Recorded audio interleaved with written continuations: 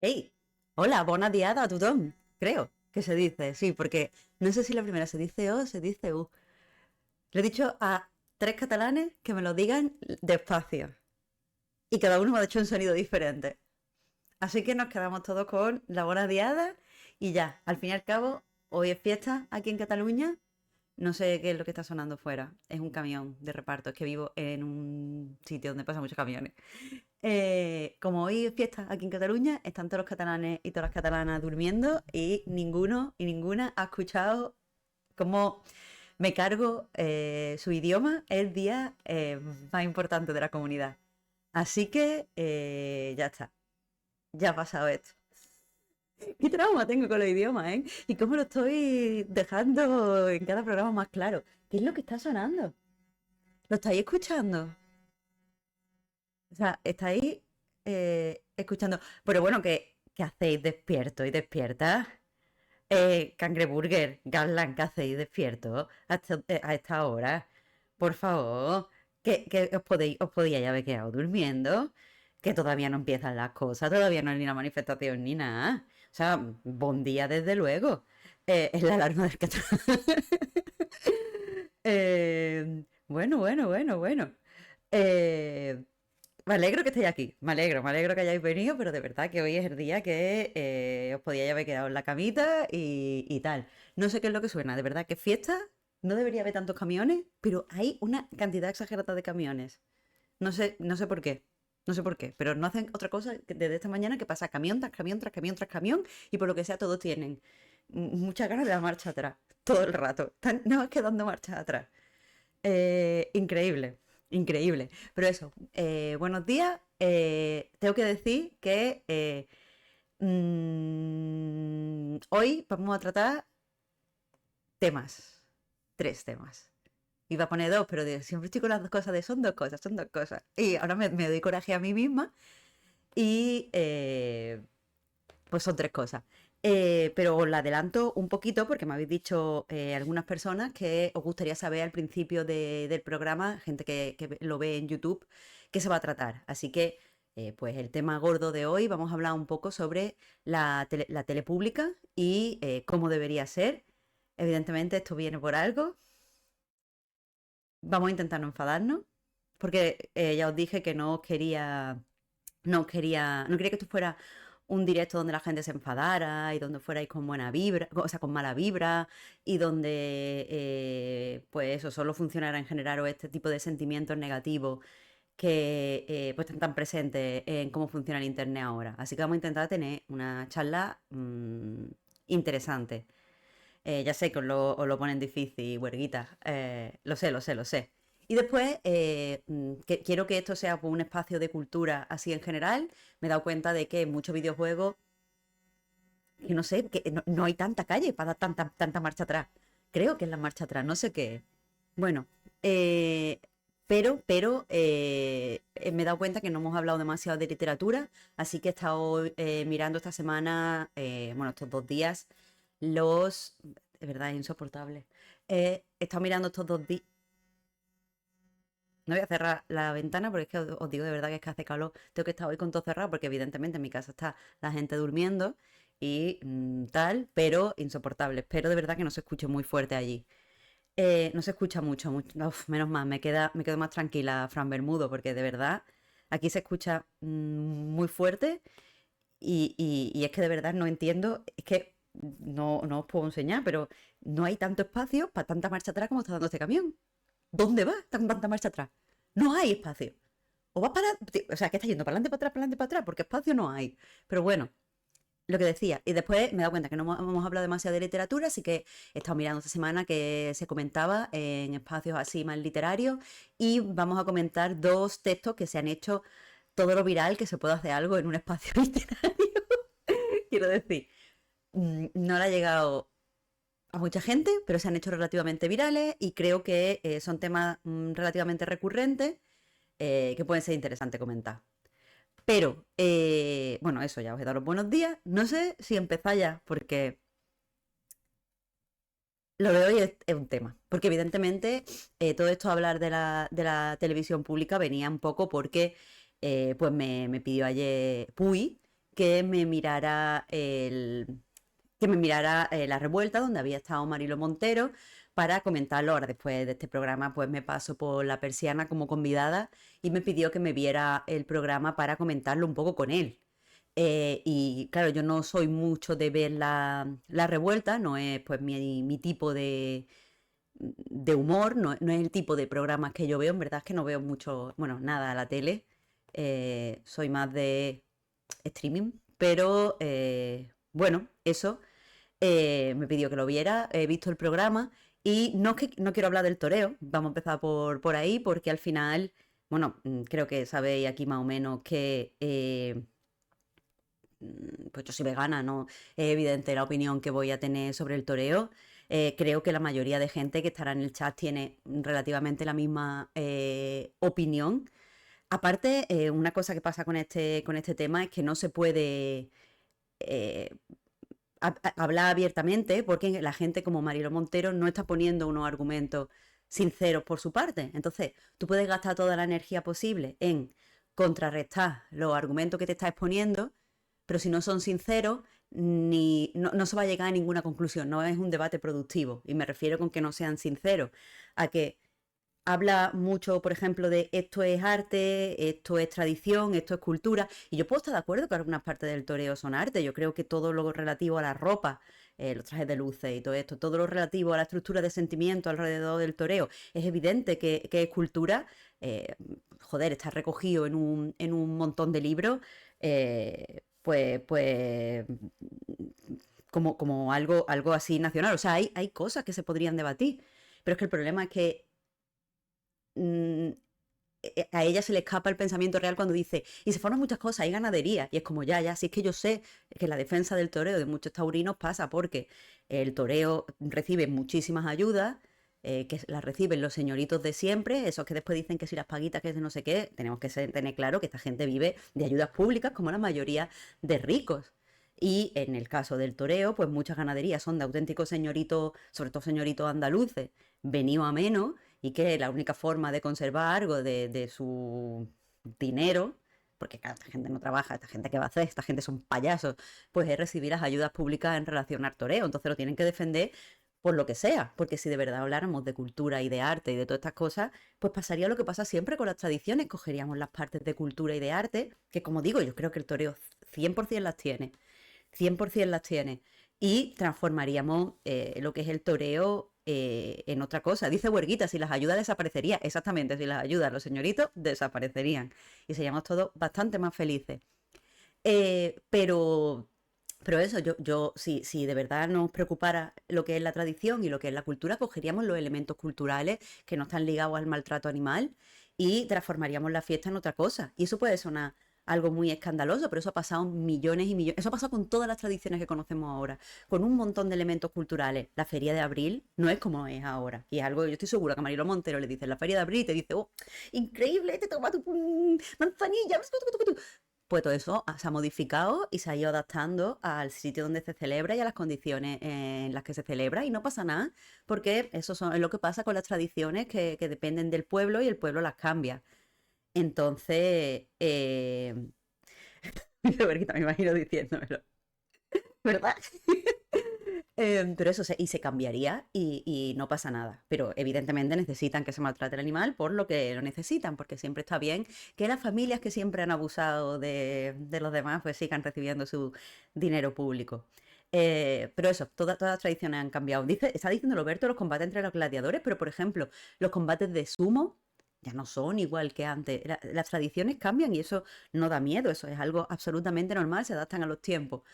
Y el toreo podría hacerlo y pues hacer algo más en relación a el arte, el sentimiento. El toreo además es algo que tiene un componente muy de actuación, ¿sabes? Tienes que actuar, o sea, literalmente lo que es, sale un animal drogado que lo único que quiere es vivir y tiene miedo y está asustado y un tío hace así como muchas cosas como de baile y lo mata de una forma cruel. Todo ese baile y toda esa actuación y todo eso de ser valiente y no sé qué, esto se podría reciclar en otras cosas. Si eso es un poco teatrillo, pues podría ser un teatrillo y podría ser bastante guay, pero bueno, si la muerte del toro perdería el sentido, como dice Huerguita, sí, el sentido, el sentido. Bueno, el caso, no quería hablar de esto, simplemente por si alguien no tal, mi opinión es que el toreo es una puta mierda. Y quería aprovechar, ya que, o sea, no quería aprovechar, esto se me acaba de ocurrir, pero ya que estábamos hablando de toreo, he recomendado un libro que es El fin de la infancia. A mí me encanta Arthur C. Clarke, me encanta la ciencia ficción. Y recuerdo haber leído El fin de la infancia de adolescente y hay una escena, o sea, este libro tiene para 60 años, ¿vale? Y ahí, o sea, la premisa del libro, no es spoiler, empieza con el libro con esto, llegan los aliens a la Tierra y nos miran y dicen, se acabó la tontería, se acabó la tontería. Se acabó la infancia, se acabó la tontería, espabilar, no podéis estar haciendo estas cosas. Y en una de las escenas, cuando llegan los aliens a Españita y ven de repente una corrida de toros, dicen, ¿qué cojones? Y de repente la gente que está en el público empieza a sentir el dolor del toro y empieza a desangrarse para que sientamos empatía por los animales. Y yo recuerdo leer eso de adolescente y decir, ¡tú estás increíble! ¡Qué libro más guapo! Y desde entonces soy muy fan de Arthur C. Clarke. Así que recomendar El fin de la infancia, que tiene una escena de toreo, porque ahí está, el toro es cultura y tradición, ahí está, en muchos libros. Y, y pues nada, si sirve de entrada y después leí Cita con Rama, que es un libro increíble. ¿Sabes? Se lo recomendé a Alberto hace un año, lo leyó y me dijo, wow, hacía mucho que no leía ciencia ficción y me pirra. Así que todo el mundo lee a Arthur C. Clarke, que es maravilloso. Un poco machista, pero maravilloso. Además, está muerto, o sea que podéis leerlo sin ningún tipo de problema. Santana dice, recomendar el pase de temporada de Tendido Cero. No, no. Pero ojalá. Ah, que él iba a hacer. Dice Breathing Wild que Villeneuve iba a hacer una película de Cita con Rama. No sé si es muy cinematográfica. Aunque el final es visual. El plot twist es visual. Que por cierto, yo recuerdo haberme quedado como. ¡Ah! No sé si es muy cinematográfico. Pero bueno. Dice Borguita machismo, pero soportable. A ver, es machismo. Pero es que tú dices que este libro es contigo, este señor está muerto, da igual, bueno, ya me voy a quedar con lo que vea, no importa. Gracias por la suscripción, mi ballesta. Pero eso, si podemos lidiar, si alguien no se lo quiere leer porque es machista, a tope, ¿eh? No tenemos que exponernos a nada que no queramos, o que nos violente o que nos haga sentir. O sea, no para entretenernos, no en una novela. No tenemos que exponernos a este tipo de cosas en una novela por divertirnos. Pero si podemos pasar por encima y recordar que este señor está muerto, ¿eh? Es un libro increíble. Es un libro increíble. Dithing Wild dice que es un libro muy videojueguil y el Otherwise está claramente inspirado por el libro. Va, quizás yo no lo he visto con esa imaginación. Te creo totalmente, Breathing Wild, así que veremos qué hace Villeneuve. Y por supuesto, como poniendo palabras en la boca de Breathing Wild, jugar al Other Wilds, que sé que le pirra, y yo creo que es lo que diría si estuviera aquí. Pero vamos a pasar, vamos a pasar por encima del toreo y vamos a lo que quería hablar. Y es que, bueno, eso, fue Mariló Montero a la revuelta. Para mí ha sido un programa muy incómodo de ver porque es evidente que ella está a la defensiva con esa risa maníaca que pone la gente que está a la defensiva. No solo ella, yo creo que lo pone todo el mundo porque no quiere, parece enfadada con esa risa de absolutamente. Eh, Está con demasiado cuidado, broncano, como tengo que hacer risa, pero no puedo hacer mucha risa, pero no sé qué, hay como una tensión horrible. Yo no sé por qué ninguna de estas dos personas se ha puesto a eso, ni Broncano ni Mariló Montero. Pero en cierto momento parece que llegan a un consenso que os confieso que me ha irritado profundamente. Y el concepto es que los dos llegan a la conclusión en que la televisión pública debería no ser como partidista, no debería tener una ideología. Y el lenguaje, y los dos están hablando y están de pie no sentados, dice Funny People, que es absolutamente real, eso lo hace súper violento. Están los dos de pie, muy cerca, encima se tocan, en cierto momento David Broncano como que le coge así el hombro y está todo tensísimo. Yo estaba diciendo que acabe esto ya, estoy muy tensa. Porque eso, cada vez que el público abuchea a Mariló Montero, hace las risas, o sea, que entiendo que tiene mucha tensión, lo entiendo, pero es horrible, horrible. Pero eso, y muy violento. Pero llegan a la conclusión de eso, la televisión no tiene que ser partidista y no debería tener ideología. Y los dos como se dan la mano en esa idea. Eso hablan en unos términos de televisión pública que no me parece que tengan sentido. Así que vamos a hablar un poquito de eso. La televisión pública, antes que nada, creo que debería ser un servicio público. Es decir, debe ser, perdonad si suena reiterativo, pero es que parece que ellos están todo el rato, Mariló Montero sobre todo, diciendo televisión pública, televisión pública. Y ella lo está diciendo, creo yo, esto es mi lectura, pero ella lo está diciendo como se paga con dinero público, entonces tiene que contentar a todos los ciudadanos. Y yo no estoy de acuerdo con lo que creo que es la intención de Mariló Montero, que me puedo equivocar y a lo mejor no lo es, pero yo lo interpreto así. Yo lo que creo es que la televisión pública es una televisión que tiene que estar al servicio de los ciudadanos. Es la televisión de todo el mundo y tiene que hacer un servicio público. Y este servicio público no puede ser, como dice Huerguita, aséptico. Tiene que ser un servicio real y por lo tanto político. Y he estado pensando en qué significaría, por ejemplo, para mí tener una televisión al servicio público. En este sentido, he recordado un texto que publicó en K-Punk, su blog Mark Fisher, y leyéndolo pues he llegado a ciertas conclusiones. El blog de Mark Fisher está online, podéis leerlo en inglés o podéis acceder al texto a partir de las traducciones que ha sacado Caja Negra, que es una editorial argentina. Ha traducido varios posts, varias actualizaciones de este blog y bastantes de ellas hablan de la tele. Mark Fisher estaba muy preocupado por la tele inglesa. Y en especial porque no sentía él que estuviera al servicio de los ciudadanos. Entonces, no os voy a contar qué decía Mark Fisher porque yo he ampliado esas ideas y me gustaría eso compartirlas con ustedes.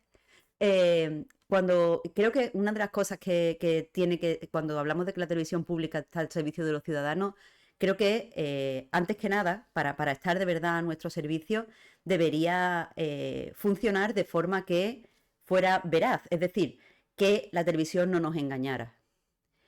Y yo creo que Mariló Montero tendría muchos problemas con eso, porque para que una televisión dé información veraz y dé una información útil, pues evidentemente, o sea, cuando yo creo que Mariló y también Broncano dicen esto de no tiene que ser partidista, ambos están hablando, además creo que eso lo explicitan.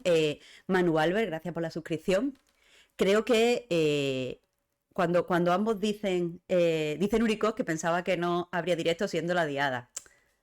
El día de Andalucía, a lo mejor descansamos, pero hoy sí, hoy sí.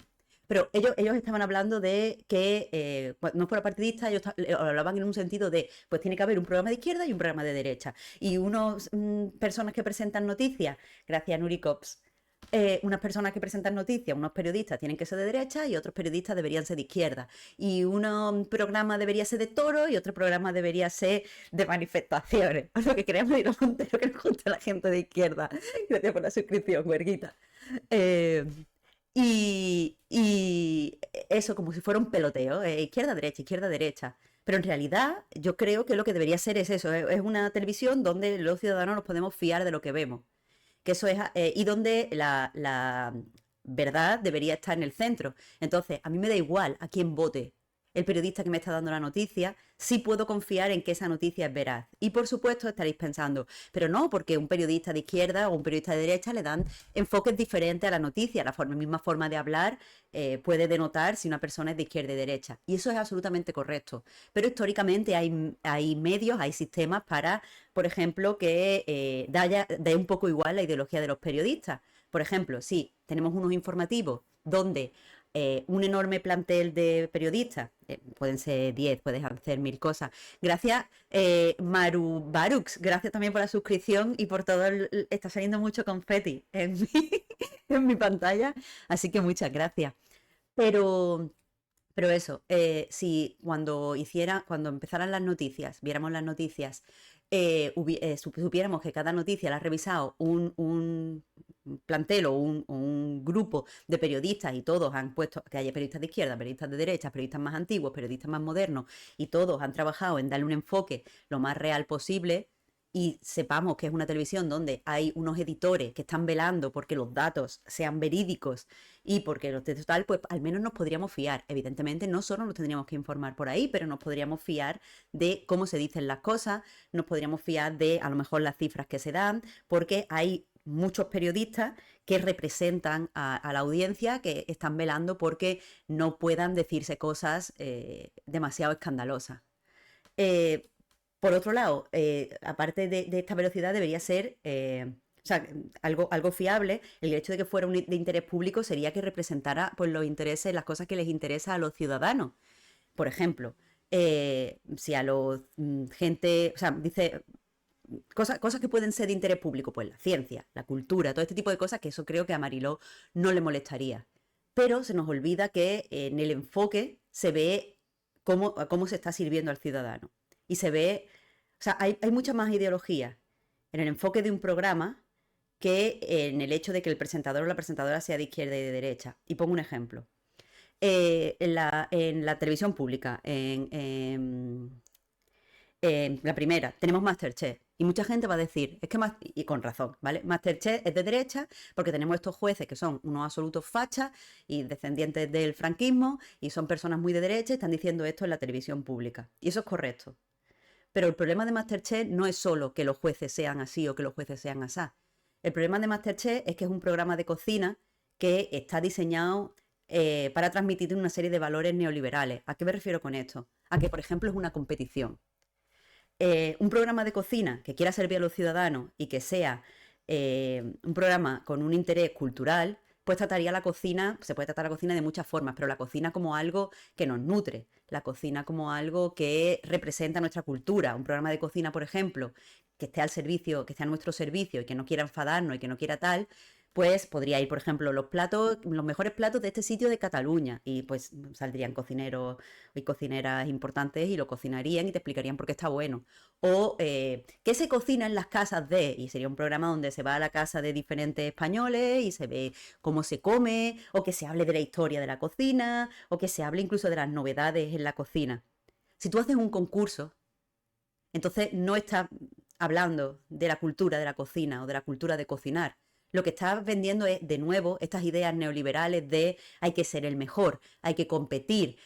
Por supuesto, esto es un formato donde se presentan perfectamente estas ideas, estas narrativas de autosuperación, de, yo no lo sabía, pero me he esforzado y me he puesto no sé qué y ahora estoy aquí ganando, y donde se presentan estas narrativas de fama. Todo este tipo de cosas, todo este tipo de narrativas no están a nuestro servicio, están al servicio del neoliberalismo, no nos quieren enseñar nada, no tienen ningún uso práctico para nosotros, lo único que nos hace es meternos en esta mentalidad competitiva. Otro programa que podría haber en una televisión pública, la música. A muchísima gente le gusta la música, es un interés común. Creo que podría hacerse muchos programas de música al servicio de ciudadanos. Pero, de nuevo, ¿cómo se hacen? A mí me da igual quién lo presente. Pero si es una competición, de nuevo es lo mismo. Hay una persona que gana, otra persona que pierde. Hay un premio, y el premio es la fama, porque todo el mundo sabe que eso es lo importante de la música, gana mucho dinero para comprarte muchos pisos y especular con los pisos, eso, y después ir a Miami. Eso es todo el mundo sabe que eso es realmente lo importante de la música. En vez de hacer programas, es que se pueden hacer tantos y tantos formatos de música, se podrían hacer, pues eso, programas sobre la historia de la música en España. Un programa donde se entrevisten a nuevas bandas, un programa donde se hagan actuaciones en directo. Yo cuando hablo de esto, no os estoy leyendo, perdonad, es que me estoy metidísima en mi culo ahora mismo. Verla 2 está bastante bien, dice Nuri Cox. Os voy leyendo, ¿eh? Pero siempre que hablo, por ejemplo, de formatos de música que me gustan y creo que hacen un servicio público, recuerdo uno coreano que lo presenta, yo solo lo conozco porque lo presenta IU, que es una artista que me flipa, es una persona con mucho talento, increíble actriz, increíble cantante, increíble compositora. Eso ya la compositora no lo sé, eso me lo han dicho, pero yo no entiendo sus letras. Pero no hablo coreano, no hablo ni catalán. Eh, pero eso, esto de... Uy, un momentito que me ha salido una cosa. Vale, era un cofre. lo he abierto y ha salido una cosa. Estamos aquí gamificando la cultura. Bien, qué hipócrita qué hipócrita soy.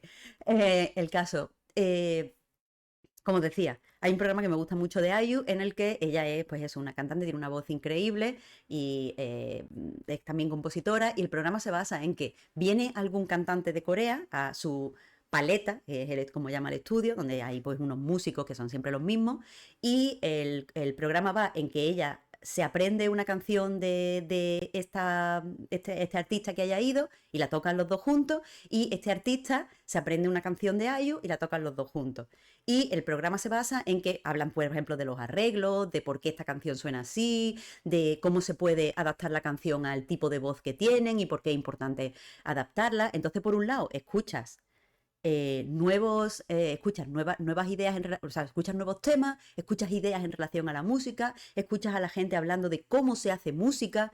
Hay una cosa que me gusta mucho del programa y que creo que no se ve mucho, que es cómo ensayan. Entonces los ves equivocándose, los ves haciendo pruebas de, es que si no aceleras esto se me va la voz, porque claro, ellos tienen muy buena voz, pero muchas veces vienen artistas que tienen otro tipo de voces y otro tipo de relación con la música. Y es increíble, es increíble. De verdad solo lo vi porque me encanta IU y de repente digo, ¿por qué no hay un programa así en la televisión pública? Y eso, hay mucho tipo. Aparte, no nos olvidemos que Televisión Española tiene un enorme archivo que podría utilizar, utiliza en cachitos, pero podría utilizarlo para nuevos programas de vamos a hacer un recorrido por la música en los 90 en España. Se podrían hacer muchas cosas, es lo que quiero decir. Y sin embargo tenemos estas competiciones que de nuevo no nos venden música y no nos enseñan de música. Lo único que nos venden es eso, el neoliberalismo. Y se podrían hacer programas de ciencia también, por supuesto, porque creo que todo el mundo va a decir, sí, un programa de ciencia. Pero es que un programa de ciencia supone entender para qué público está hecho. Por ejemplo, no es lo mismo un programa como El Mundo de Big Man, que era mi programa favorito cuando era pequeña, donde se hacen experimentos para niños, que un programa de ciencia para adultos. Y cuando se hace un programa de ciencia, en el neoliberalismo y el tipo de formatos que se hacen ahora nos llevarían a poner un debate. Una persona que dice que las vacunas no sirven para nada y otra persona que dice que las vacunas sí sirven. O, porque claro, el enfrentamiento es también una típica idea neoliberal, el hecho de que con dialéctica, o sea, no importa la verdad, eso no es tanto a lo mejor neoliberal como si es posmoderno. Esto de no existe la verdad, cualquier cosa puede ser verdad si lo expones con la suficiente eh, ¿cómo se llama esto? Mira, veo que hay muchos fans de Big Bang. Es que Big Bang era increíble. O sea, uno de los recuerdos, que no, se puede sonar triste, pero prometo que no es triste. Algunos de los recuerdos más interesantes que tengo de cuando era niña era de decirle a mis padres el experimento que había hecho Big Bang y decir, pero lo podemos hacer. Y decirle a mis padres, sí, sí, sí. Y había un experimento que de verdad es que es ridículo. Os prometo que es ridículo, pero yo también de niña me flipó la cabeza. Que era que cogías un vaso con agua y lleno a la mitad de agua. Y en la boquita ponías un poco de agua. Y después ponías así un CD, algo así con plástico. En mi caso fue un CD. Le dabas la vuelta y se quedaba así pegado y no salía el agua. Y yo recuerdo hacer eso y de repente decir, wow, es que ¡guau! Eso es fliparme. Y recuerdo en Big Man también hice un experimento, el típico, que es que de nuevo es idiota, pero cuando eres niño, a mí eso me flipaba, de vamos a tirar desde esta altura dos cosas y a ver quién llega primero. Pero si subimos mucho a la altura, entonces ya el rozamiento y no sé qué. Y recuerdo pensar, aprender lo que es el rozamiento viendo ese experimento y muy guay, muy guay. La vida es así, también es un interesante programa de ciencia, aunque sea más narrativo. Total, bueno, y en la playa, otro experimento que hice de Big Man es llenar el cubito con agua y poner una cuerda y darla así vuelta y, claro, eh, eh, ¿cómo se llama esto? La fuerza esa que la empuja el agua hacia afuera, eh, que no me acuerdo. Y mira que estudió ciencia en la universidad. Pero eso, la fuerza centrífuga, gracias. No salía el agua, entonces, claro, le daba así vuelta y es como, ¡guau! Es que fíjate, porque me acordaba además de este visual del mundo de Big Bang, de es que las flechitas empujan el agua para afuera, o sea, para dentro del cubo, y da igual que esté boca abajo, porque es más fuerte la flechita que va para arriba. Increíble. Yo era una pedante de niña, es que no lo imagináis. Bueno, y de mayor, no importa. Pero si hacemos un programa de ciencia, no podemos hacerlo en forma de debate, porque eso que nos transmite el posmodernismo de ambas opiniones son importantes, son válidas. Si tenemos mucha dialéctica, mi verdad puede ser tu verdad, eso no funciona así. Tendría que haber un programa de ciencia que se basara en el consenso científico y no en el debate, sino en explicar la ciencia o en la importancia de tal descubrimiento científico. Podría ser un programa de ciencia basado en la actualidad donde se analizan pues las diferentes investigaciones que se está llevando aquí a cabo en España. Pero eso no le gustaría a Marilo Montero. Y no le gustaría a Marilo Montero porque es que eso conlleva decir que la ciencia necesita, para avanzar, muchísimas ayudas y que la ciencia necesita lo público. Y claro, ella no lo vería como ideológico porque no encontraría las narrativas que le satisfacen a ella. Pero es que es lo que tendría que ser. De todas formas, no lo quiero cargar todo contra Marilo Montero porque también Broncano estaba a tope con esta idea, pero no nos olvidemos que una televisión pública, o sea, podría evidentemente tener un Broncano, hacen falta humoristas y la televisión pública, si hace un servicio para nosotros, también debería entretenernos, aunque como dice Mark Fisher, no puede estar en el centro del entretenimiento, porque el entretenimiento ya lo hacen otras cadenas. Si es un servicio público, tiene que ser algo de utilidad. Y entretenernos puede ser útil, pero no puede estar en el centro de la cadena. Es decir, puedes presentar las cosas útiles de forma entretenida, pero no un programa que solo se basa en el entretenimiento vacío. Pero bueno, eso, no lo quería cargar solo con Marido Montero, porque Broncano al final es una persona que eh, o sea, yo sé que tiene mucho fan y tengo mucho cuidado al decir esto, pero hola Maneloli, que seguir, tengo canal. Gracias por seguir. Pero eso, no olvidemos que Broncano es una persona que está teniendo ahora una lucha de ego con otra persona, que es Pablo Moto, en otra cadena. Y desde luego yo no apoyo a Pablo Moto, no pienso como Pablo Moto, no me interesa nada de lo que dice Pablo Moto, creo que es un peligro público, sinceramente. Pero al final lo que lleva Broncano con él es una lucha de ego y tenemos de nuevo esa competición que nos mete en estas ideas neoliberales y nos lleva a pensar de forma dicotómica. De forma que parece que si tú, que tienes que echar un equipo, ¿estás en el equipo Pablo Moto o estás en el equipo Broncano? ¿Cuál de los dos ganará? Y la televisión pública no tiene que estar al servicio de las audiencias, es un servicio público, no debería intentar, o sea, su máximo objetivo no debería ser ganar dinero o tener mucha audiencia, sino hacer una serie de programas útiles y una serie de programas que estén al servicio de la ciudadanía. Entonces, pues Broncano no está colaborando en este sentido de sacarnos de este tipo de mentalidad a las que nos quieren llevar las televisiones privadas. El propio hecho, o sea, el propio hecho de que estuviera allí Marilo Montero era también yo lo quiero leer, me puedo equivocar, por supuesto. No sé cómo funciona por dentro el programa de Broncano, pero tengo la sensación de que es de nuevo un acto que viene del ego, en el sentido en el que pues le han acusado de ser partidista, quiere demostrar que no es partidista y lleva allí a una facha que ella tiene otros dos programas en otras dos cadenas para decir sus fachadas. ¿Qué servicio es ese? Si alguien quiere escuchar a Marilo Montero, pues ella tiene Madrid, que también es una televisión pública, creo, hasta donde sé, o puede verla en Susana Griso. Traerla allí es solo para demostrar que es una persona que no tiene política. Pero nos está haciendo un mal servicio a los ciudadanos con estos Broncanos, en el sentido de que, como digo, yo me sentí muy violentada viendo este programa, no ha sido algo agradable, lo he visto porque tal, pero al final esto es no está ayudando a nadie que nos enfademos. A él sí, porque claro, con esto salen un montón. O sea, yo estoy aquí comentándolo. O sea, le ha funcionado porque yo estoy aquí comentándolo. Después me voy a ir donde el Puy y lo voy a volver a comentar. Y mucha gente está compartiendo los clips de Marilo Montero.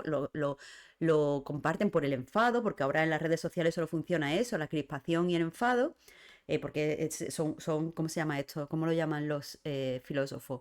Sentimientos activos que nos llevan a compartir cosas, nos llevan a decir cosas, porque son muy fuertes. Entonces, a él le funciona porque se habla de su programa, y entonces más gente por curiosidad verá su programa, y que mucha gente vea su programa le ayudará más con la audiencia, y eso le ayudará a ganar la competición que tiene con Pablo Motos. Nada de eso está a nuestro servicio.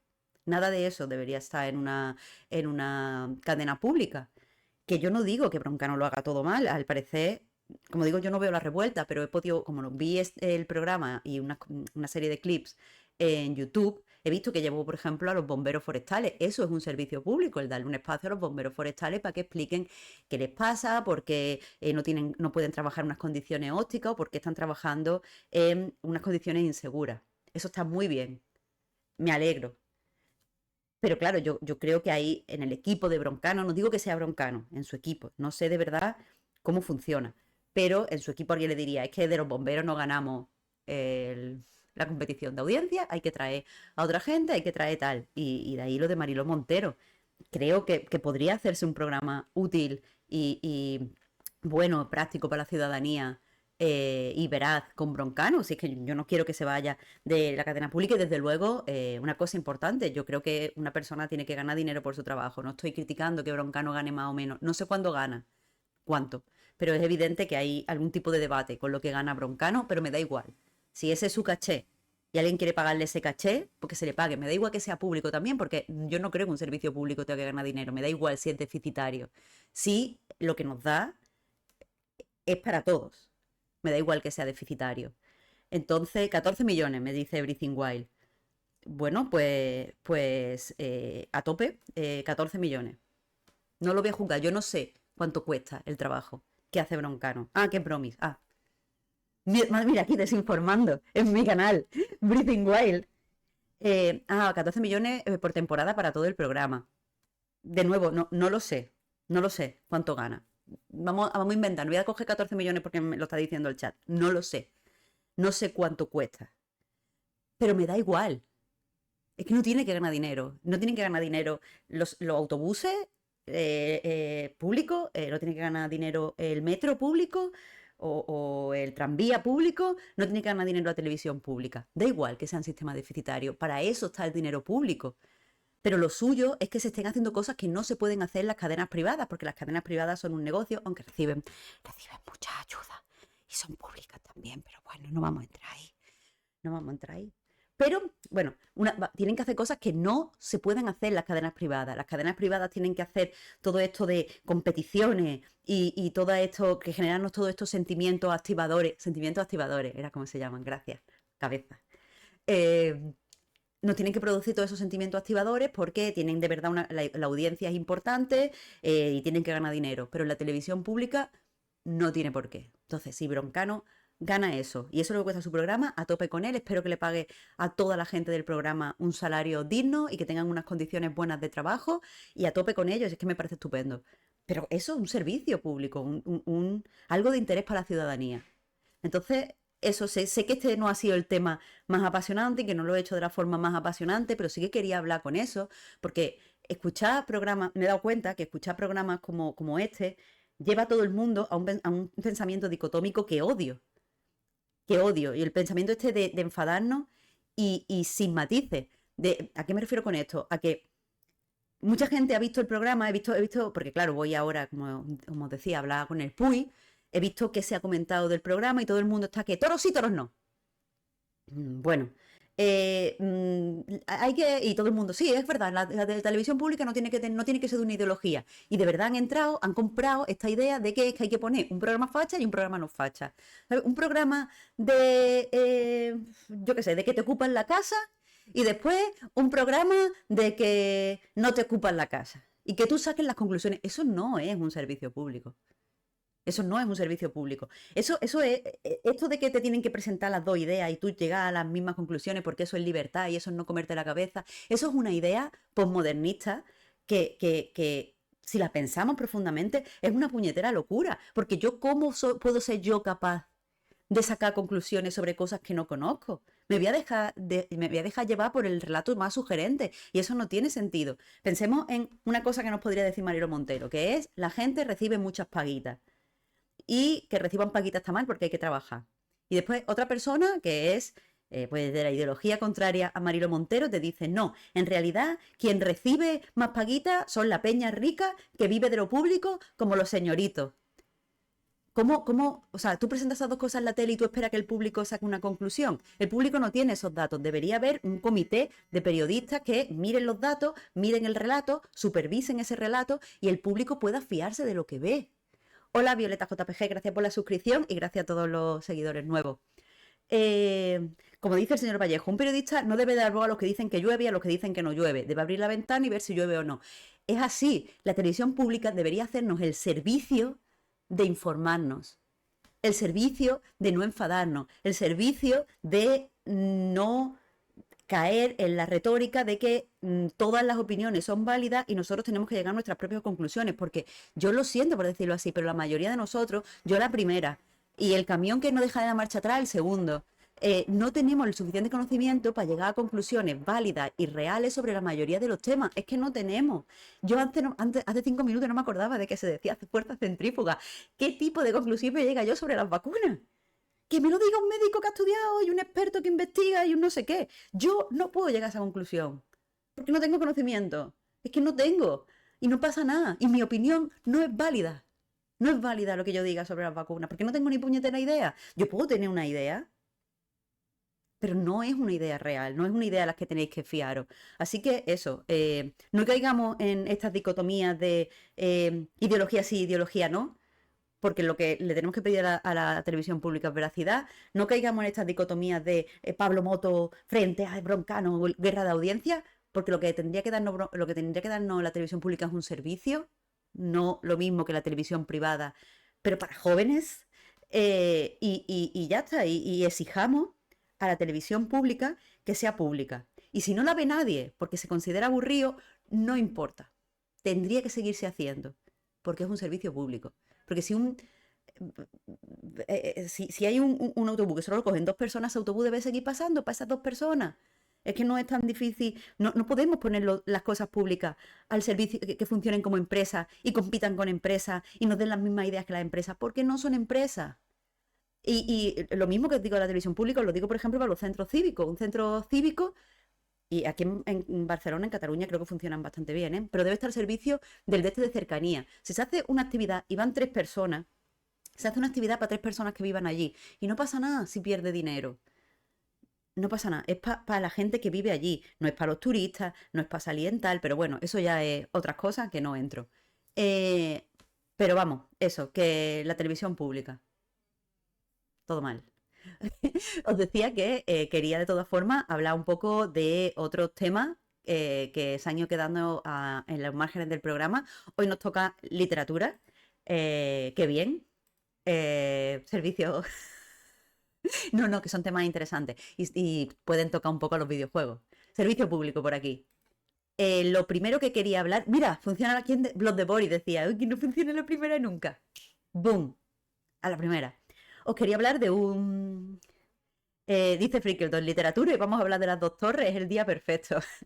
No de las 2 torres, pero sí que vamos a hablar un poco de, como os decía, no hay la actualidad en el mundo literario. Muchas veces va sobre salidas de libros, sobre tal. No me gustaría que estos directos se convirtieran en hacer anuncios de cosas que van a salir.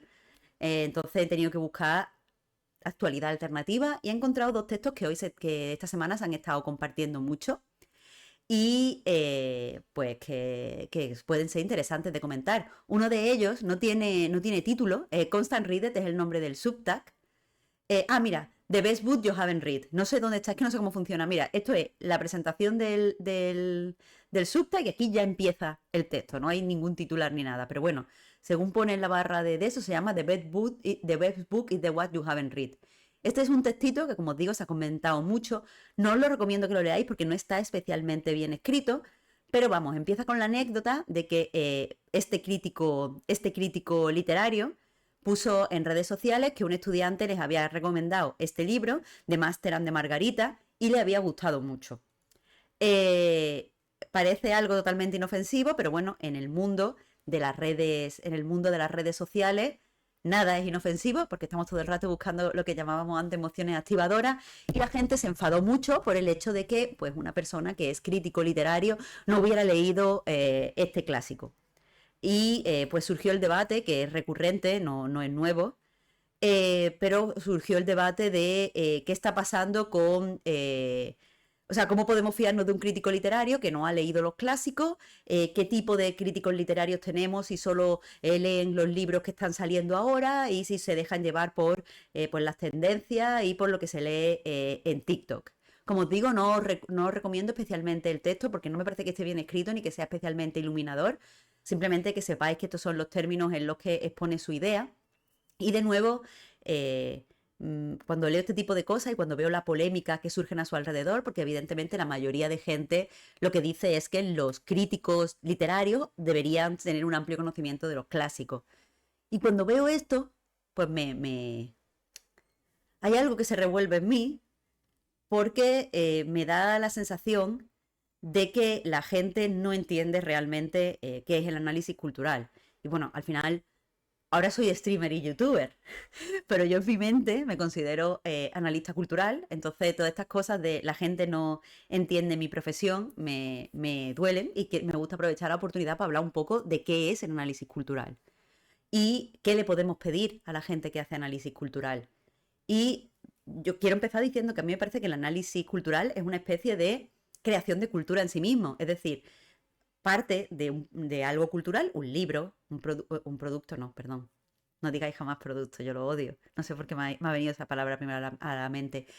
Un artefacto artístico-cultural puede ser un libro, puede ser un videojuego, puede ser una película, puede ser un cuadro, puede ser lo que queráis, incluso los toros, si os parece bien.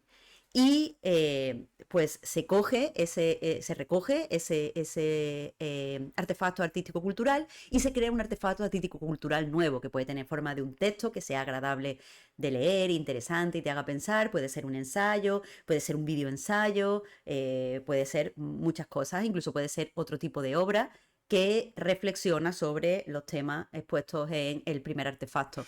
Y eso es, eso es.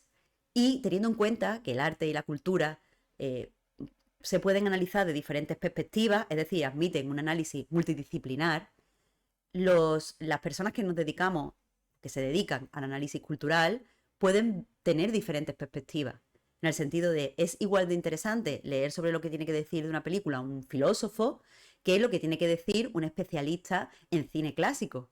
Evidentemente, al especialista en cine clásico no le vamos a pedir que sepa de filosofía, de la misma forma que al filósofo no le tenemos por qué pedir que tenga un enorme background de películas clásicas.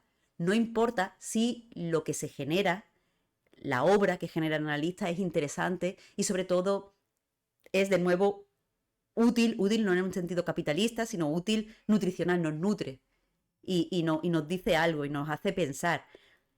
Lo que, en el sentido, dice G. Louis XIII, cuanto más te ponga la cultura, sea la que sea que reseñas o comentas, pues mejor. Pero no es esencial haberlos consumido todos, sería casi imposible.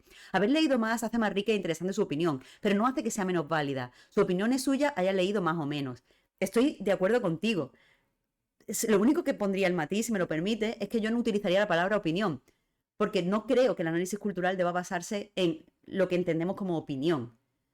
Ahí sé que el análisis cultural pop, que tiene como objetivo recomendar o no recomendar una obra, es decir, la prescripción, lo típico de soy crítico de cine, he visto esta película y te digo si tienes que ir a verla. Ese tipo de análisis cultural pop sí se puede basar en opinión porque el crítico te dice si le gusta o no le gusta.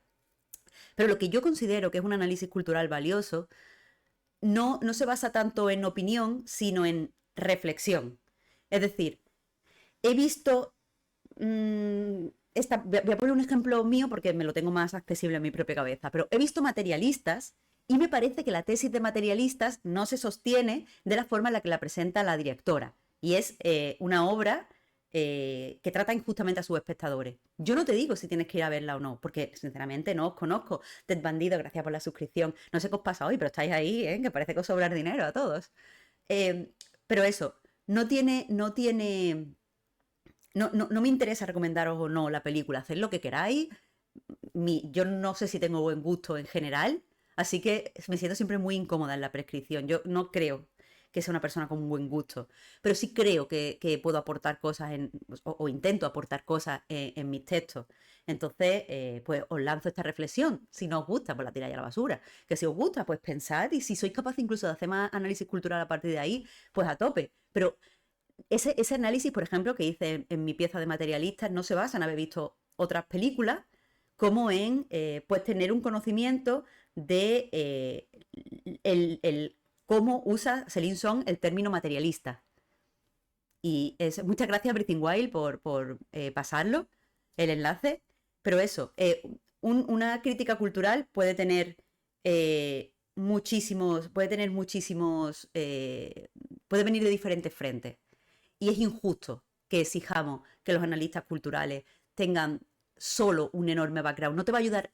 Puedes ver muchas películas y que eso no te ayude a hacer un mejor análisis de película o puedes haber leído muchos clásicos y eso puede no ayudarte a hacer un análisis más interesante. Porque yo considero, y por supuesto, aquí diversidad de opiniones, porque esto es una opinión personal mía, no es una verdad, pero yo creo que el análisis cultural es creación cultural. Y como es creación cultural, puede tener muchas formas, puede equivocarse, incluso muchas veces a mí me gusta ver a críticos con los que no estoy de acuerdo y sé que frecuentemente se equivocan, porque me interesa ver por qué se han equivocado. Y cuando me refiero a equivocado es a críticos que no se relacionan de una forma honesta con las piezas que están analizando y pues dicen barbaridades, como el otro día, que por cierto, pero Arturo Pérez Reverte diciendo que Benito Pérez Galdós es de derecha. Arturo Pérez Reverte, yo solo he leído un libro de Benito Pérez Galdós, que es la de Bringas, pero desde luego de derecha no es. Pero eso, me interesa saber qué dice. Me interesa saber qué dice, porque es apasionante. Entonces eso, si hay críticos de videojuegos que no juegan bien a videojuegos. De hecho, uno de los mejores críticos de España, no voy a decir su nombre porque no quiero avergonzarlo, pero sé que no es demasiado buen jugador. Pero y eso no quita que sea una de las personas más cultas e interesantes que está escribiendo. Evidentemente no es Víctor. Víctor es buenísimo jugando. Es un puto crack. Pero hay otra persona que juega regulinchi. Pero es muy interesante todo lo que dice. Sobre todo es un excelente entrevistador. Su análisis cultural es igual de válido que el de Víctor Martínez Chico Nuclear, que es un jugador buenísimo. Así que por favor, enterremos un poco este tipo de formas de hablar, este tipo de debates, esta forma de hablar del análisis cultural y ampliemos nuestra visión del análisis cultural. Si necesitamos, dice Nuricop, perdona, es que hoy estoy que no miro el chat, perdonadme. Estoy metidísima en mi culo, sobre todo es que estoy muy tensa con el pitido, pero dice, yo a veces veo pelis de las que hablé hecho que juegas que no me acaban gustando, pero disfruto escuchando hablar de ella y leer los comentarios de la gente. Al final todo lo siento como un club de lectura. Creo que esa es una forma muy sana de relacionarnos con la cultura. Es decir, tú nos escuchas, pero nos escuchas sabiendo que no tenemos por qué coincidir contigo. Y lo ideal es que eso te quede con algo, aunque sea el debate, aunque sea el hecho de wow, qué diferentes formas de ver una obra, aunque a mí esta obra me haya parecido mala o me haya parecido poco interesante. Creo que esas son cosas que hacer. Y Cucumber Night es del palo. Y yo, si tuviera la de verano que he pasado yendo al palo, porque allí vivían mis mejores amigas. Un saludo. Pero dice, a mí me gusta mucho cuando alguien analiza una obra, porque me ayuda a decidir si merece la pena o no una obra basada en mi interés. Eso es una forma de buscar la prescripción más allá de la propia prescripción. Es decir, el analista no te dice si tienes que ir o no, es decir, no le pone un 7, un 8, un 9, sino que tú, basado en los temas, sacas tus propias conclusiones. Eso es muy interesante también. Bueno, pues eso, simplemente me gustaría poco a poco matar ese debate. No todo tiene que ser análisis cultural pop, hay muchos tipos de análisis culturales y por favor, quedémonos con que las obras se pueden mirar con muchos tipos de ojos. Normalmente se da la recomendación de busca un crítico que te guste y así pues ya, o que coincida contigo y así ya sabes si puedes ver o no ver las cosas. Eso es lo peor que podéis hacer porque os vaya a encerrar en la prescripción. Busca críticos con diferentes puntos de vista y sobre todo que se acerquen a la obra desde diferentes frentes. Hay críticos que se acercan desde la parte más industrial. Alberto hace mucho eso, mi compañero Alberto Corona, él sabe mucho de la industria cinematográfica y pues tiene tanto conocimiento, tantos datos en su cabeza que es capaz de formar, o sea, de contextualizar la obra en términos industriales. Y eso está muy guay. Hay otros críticos que se acercan desde la sensibilidad, a veces se nos olvida, pero desde la sensibilidad y desde el relacionarte con la obra de una forma emocional. Son críticos además que muchas veces escriben tremendas piezas sensibles con a las que tenemos que abrirnos. Hay otros críticos que les gusta más la filosofía o la sociología. Todo es guay y cuanto más tengamos, mejor, más nos formamos. Porque si la cultura, queremos considerar la cultura, nos tiene que culturizar. Y culturizar no puede ser ponernos delante de la tele o leer el libro así pasando las paginitas. Culturizarnos es un proceso que va más allá de la propia obra. Así que, eso. Dejemos dejemos este tipo de debates, por favor. El otro texto que os quería enseñar, que se ha hecho también bastante viral, y aquí me vais a perdonar, espera, lo estoy poniendo ya, aquí me vais a perdonar, pero me voy a poner un poco hater. Hay texto nuevo de un señor, no sé por qué hoy no puedo pasar las ventanas, hay texto nuevo de un señor, porque es que siento ponerlo en estos términos, pero ¿por qué no todos los señores? Pero siempre señores. Cada poco tiempo en el mundo de la literatura tenemos un nuevo texto donde un tipo nos dice a las mujeres, mujeres, estáis equivocadas. Darcy, el señor Darcy, el considerado personaje favorito de las mujeres en el mundo de la literatura, en verdad es un asqueroso y no os tiene que gustar. No os tiene que gustar Darcy, lo habéis leído todo mal. A priori, esto debería ser un texto interesante, un tipo de texto interesante, porque siempre se puede. O sea, muchas veces las personas que escriben textos que van contra la gran tendencia de opinión suelen ser personas pues, que les gusta situarse a la contra o que simplemente quieren llamar la atención o hacer un ejercicio muchas veces performático de berrinche. Y no pasa nada, no pasa nada. Muchas veces puede ser gracioso si se lo toman con humor, o puede ser interesante de leer, o puede poner, puede hacer algunas ideas chulas. No os digo que no, por supuesto. Se pueden sacar cosas, aunque ya os digo que normalmente esto parte, es una. O sea, el posicionarse habitualmente a la contra mmm, es de contrario. Y, y es algo que viene del ego, de creerte más listo y tal. Pero bueno, eso no significa que la pieza en sí que ha escrito tengamos que tirar a la basura. Se podrían sacar cosas interesantes. El caso es que se ha comentado mucho este texto porque eso es un texto que se suele escribir mucho, lo suelen escribir muchos hombres analistas de literatura, porque si hay algo que más se mantiene constante en el tiempo, algo que no tenemos que mirar al pasado con nostalgia, porque siempre está ahí, es señores odiando a Jane Austen, señores no entendiendo a Jane Austen y sobre todo señores odiando al señor Darcy, el único señor que merece la pena. Pero eso, el take del texto es simplemente cómo os puede gustar este tío. Y de ahí pues no sale nada, de nuevo no es un texto, es un texto que se ha hecho muy viral, está en la BBC, que no sé si se ve, pero está en la sección de cultura de la BBC. Esto no me lo he sacado de un subta raro porque se ha hecho viral, esto lo ha escrito un señor que gana mucho más dinero que nosotros y que de nuevo se remite a esa idea de no entender por qué el señor Darcy es el referente cultural, no diría erótico, porque las novelas de Jane Austen pues, son un poco frías, pero sí amoroso, es un referente amoroso para muchas mujeres. Entonces, en los últimos minutos, me gustaría explicar, Nurikop ya pregunta, ¿quién es el señor Darcy? En Orgullo y Prejuicio tenemos dos protagonistas. Una es Elizabeth, que es, Elizabeth Bennet, es una una chica joven muy inteligente, que muy responsable, quiere mucho a sus hermanas, es pues una persona con la que es fácil identificarse como lectora y el interés romántico de la novela es el señor Darcy, que es un tipo muy rico que llega a la zona donde vive Elizabeth. Cuando ambos se conocen, surge pues una especie de pelea entre ellos. No es un malentendido, es una pelea. Básicamente, la familia de Elizabeth es muy ridícula porque son un poco unos quiero y no puedo. La madre está deseando casar a las hijas con gente muy rica y cuando llegan Darcy y su amigo, la madre se les ve demasiado desesperada por casar a sus hijas con esos ricos. Y Darcy, Elizabeth escucha a Darcy diciendo, riéndose de su familia primero, pero también diciendo que ella, que no hay ninguna chavala guapa por ahí, que como metiéndose con ella y metiéndose un poco con su físico.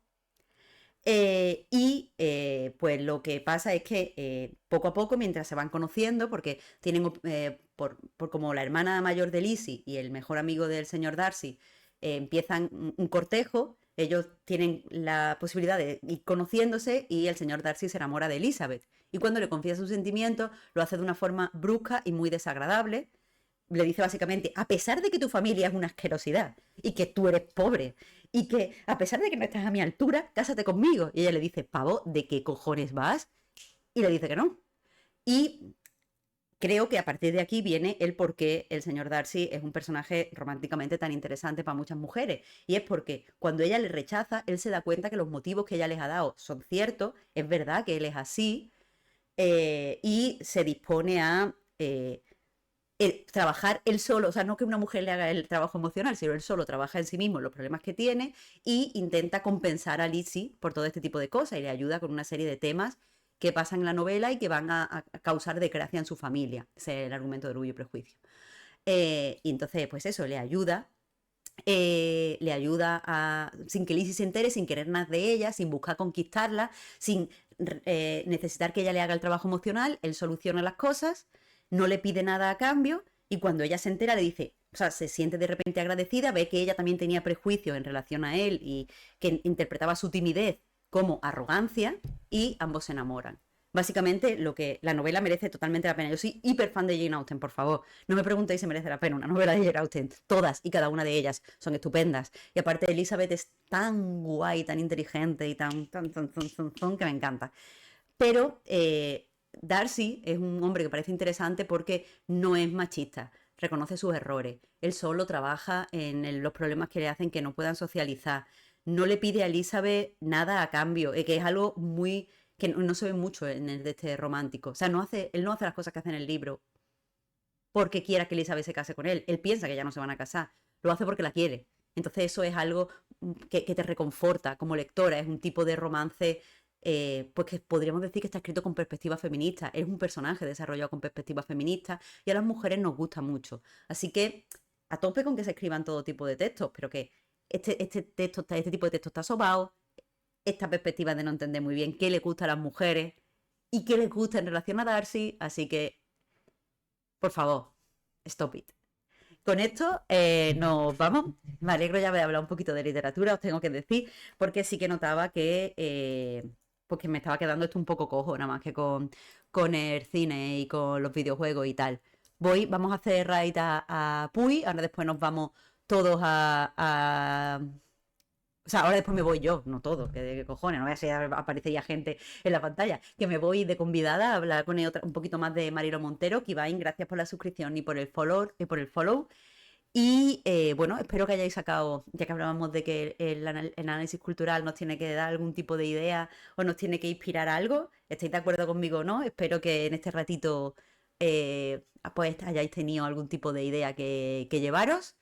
Los que tengáis fiesta hoy disfrutad del día de fiesta. Los que no, ya sabéis lo que toca. Y ya sabéis qué se puede hacer en contra de eso. No digo nada. Pero intenta trabajar lo menos posible. Porque, ¿quién se queda con las plusvalías? Vosotros no. Así que intenta trabajar lo menos posible, llevar el día lo mejor posible. Trabaja pero enfadado. Pero eso, ahora me voy otra vez a hablar de Mariló. Espero, como decía, que hayáis sacado algo. Y tengo que mirar lo del tiempo de la raid, porque tarda mucho. Yo no tengo tanta despedida, ¿eh? Aquí, si nos estuviéramos dando 2 besos, a lo mejor sí, pero no tengo tantas cosas que decir. Pero sí, vos make a dollar, I make a dime, y por eso haces caca en el horario laboral. Haces caca en el horario laboral. Que hablamos mucho de beber agua con los hidrohomies, pero en realidad cagar es igual de importante. O sea, quiero decir, lo que entra por lo que sale. No quería terminar hablando de caca, pero es verdad, no sé cómo se... Sé que si le doy a salir se para, ¿no? No lo sé. Pero vamos, en media horita estoy en la persiana. Hasta luego, gente, bye, voy a cerrar ya, que me da vergüenza. Bye.